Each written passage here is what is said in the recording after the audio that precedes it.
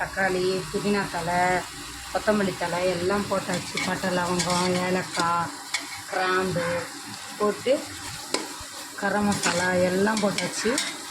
மல்லித்தூள், மிளகாத்தூளும் கொஞ்சம் போட்டாச்சு. மஞ்சள் மஞ்சத்தூள் கொஞ்சம் போட்டாச்சு. தயிர் ஊற்றிக்கலாம்.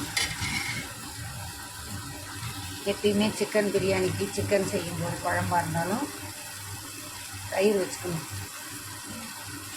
கறி அப்படியே போட்டுக்கிட்டாச்சு.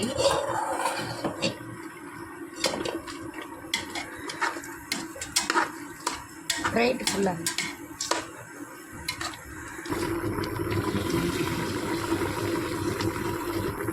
நல்லா கறி அதுலேயே பாதி முன்னாடியே வேக வச்சாச்சு.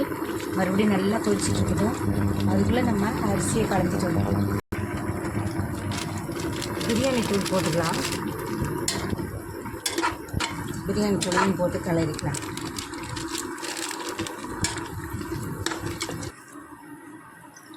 கறியோடு சேர்த்து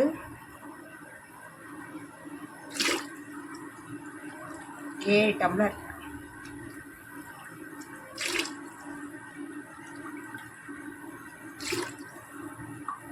அரிசியை போட்டாச்சு. அரிசியை போட்டு நம்ம நல்லா கிளறி விட்டு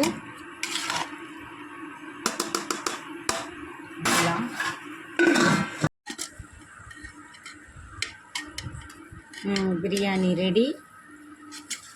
சாப்பிட்லாம். இப்போ நல்லா அழகாக பூவாக உதிரியாக வந்துருச்சு. உங்கள் வீட்லேயும் இதே மாதிரி செஞ்சு பார்த்துட்டு கமெண்டில் நல்லா இருக்கா இல்லையான்னு சொல்லுங்கள். இந்த வீடியோ உங்களுக்கு பிடிச்சிருந்தா லைக் பண்ணுங்கள், ஷேர் பண்ணுங்கள், கமெண்ட் பண்ணுங்கள்.